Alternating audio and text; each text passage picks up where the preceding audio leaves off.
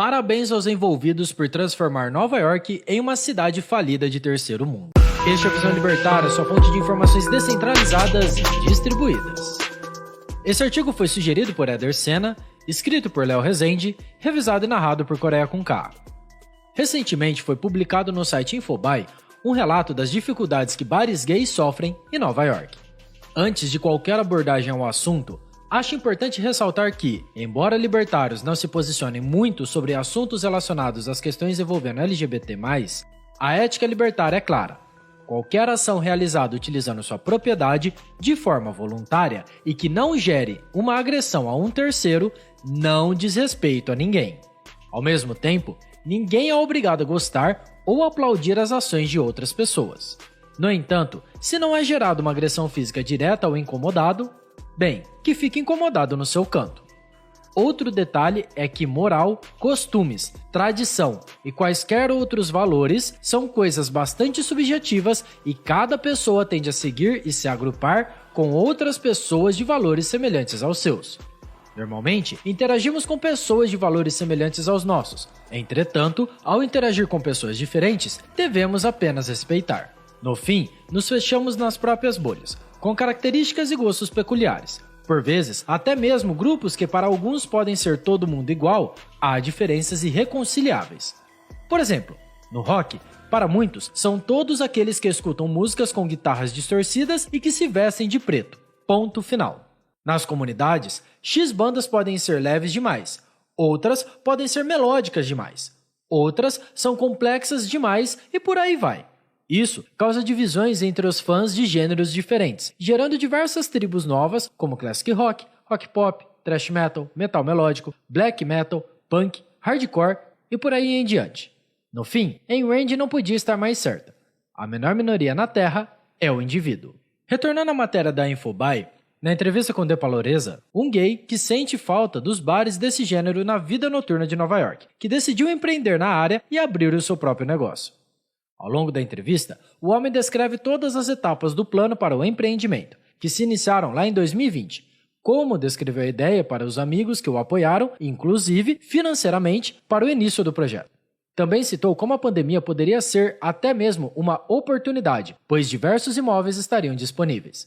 Projeto feito, recursos nas mãos e agora era só colocar o negócio para rodar, certo? Não.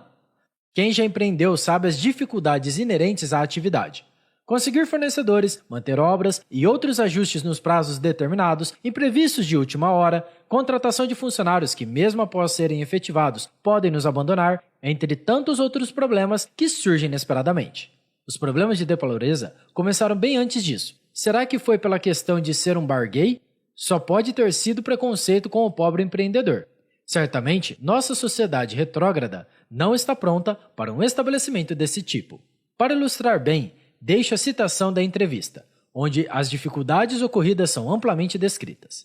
Citação: as burocracias labirínticas de Nova York e uma enciclopédia de regras antigas, aplicadas de forma inconsistente e aplicadas em bares, restaurantes e boates. Os inspetores podem multar os proprietários por uma lâmpada fraca no armário, um pano em um balcão ou vasos de flores que caíram na calçada. E também, a licença provisória de De Paloreza para vender bebidas chegou após 7 meses de espera. Fim da citação. Quem diria? Os problemas encontrados por De Paloreza são os mesmos que qualquer empreendedor no Brasil sofre.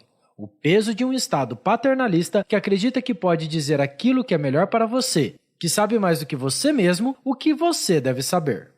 Além de regras confusas e aleatórias que, ao invés de gerar segurança, causam justamente a insegurança jurídica necessária para que um fiscal possa acabar com o seu comércio.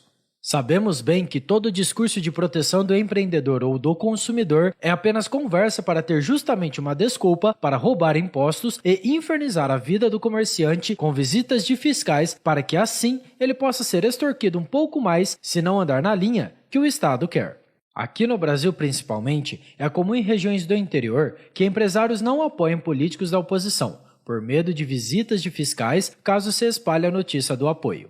Não que apoiar políticos resolva coisa alguma, mas é claramente um cerceamento à livre associação e um golpe contra a democracia, que muitos juram defender. Não é absurdo pensar que isso possa ocorrer também lá nos Estados Unidos. No entanto, Por lá, há muito mais liberdade de competição entre estados e isso faz com que diversas empresas mudem de endereço. Inclusive, por conta disso, várias saíram de Nova York. Felizmente, diferente de nós, para o americano existe muito mais possibilidade de encontrar locais mais favoráveis aos negócios. Apesar dessa fase ruim que Nova York passa, os Estados Unidos realmente são uma federação, tornando muito melhor a competição interna, permitindo de verdade grandes diferenças entre os estados. Enfatizo esse ponto, pois para nós brasileiros isso é praticamente impensável, pois apesar de sermos uma federação à-latina, no Brasil tudo é determinado pelo governo federal, enquanto os poderes menores não decidem sobre praticamente nada relevante. O seguinte trecho da entrevista também me chamou bastante atenção. Citação. Nas últimas décadas, os bares gays dos Estados Unidos e em todo o mundo vêm fechando em ritmo constante, devido a uma complexa combinação de fatores que os cientistas sociais ainda estão desvendando. Fim da citação. Confesso que não sou do tipo de sair muito de casa, mas como bom metaleiro, bares com shows de banda ao vivo sempre me agradaram bastante. Por essa experiência anedótica, posso confirmar a afirmação da publicação. Diversos bares fecharam as portas por toda a cidade. O revisor desse artigo também concorda com o descrito pelo escritor, já que é quase impossível encontrar bares de rock com música ao vivo. Não discordo da afirmação que há diversas causas que possam implicar tal fenômeno. Inclusive, acredito que todos nos acostumamos um pouco mais a fazer as coisas de casa mesmo, usando serviços de streaming ou videochamadas, ainda mais depois do período de reclusão dos últimos anos devido ao micróbio. No entanto, uma coisa bastante evidente quando converso com donos de estabelecimentos e clientes. Diversas regras impostas pela Prefeitura de São Paulo influenciaram negativamente no desempenho dos comércios. Vou dar um exemplo para deixar mais claro a minha afirmação. Lei do Psil. Com o intuito de manter a paz na vizinhança e evitar barulhos que possam perturbar o sono dos moradores da região, fiscais podem passar nos bares aleatoriamente e se houverem apresentações ao vivo após certo horário, é multa. Se o barulho do estabelecimento estiver acima de um certo valor em decibéis, mesmo que ninguém tenha denunciado o estabelecimento, é multa também. Ou seja, o dono do comércio tem sempre o risco de levar uma porrada do Estado, mesmo que esteja fazendo tudo certo, sem prejudicar terceiros. E então, sobram apenas a opção de assumir o risco e se der multa, deu. Fazer o quê?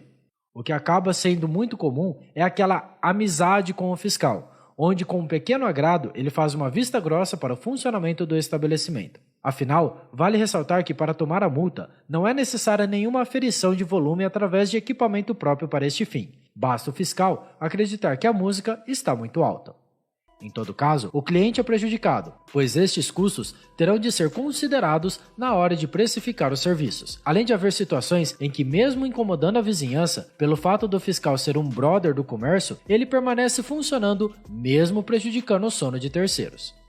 Estes relatos aqui da Terra da Banânia são semelhantes com o que foram citados por De Paloreza.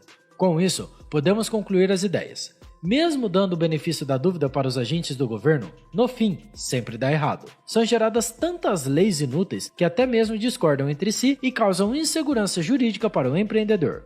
Fora o risco de haver pessoas realmente com más intenções de perverter o sistema de forma ativa, em busca do próprio benefício.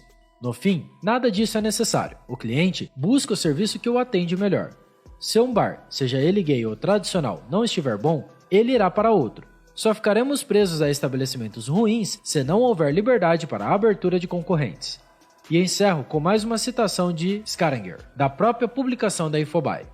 Ser um empreendedor noturno é realmente saber ler os ventos culturais que sopram, o que as pessoas estão fazendo. Ou seja, o empreendedor deve perceber o que os seus clientes querem e então entregar esses produtos a eles. Caso contrário, invariavelmente, irá à falência. Obrigado pela sua audiência. Se você gostou desse vídeo, clique no ícone de curtir abaixo e compartilhe em sua rede social. Se você deseja ser notificado de outros vídeos, inscreva-se no canal e depois clique no ícone da campainha. Até a próxima!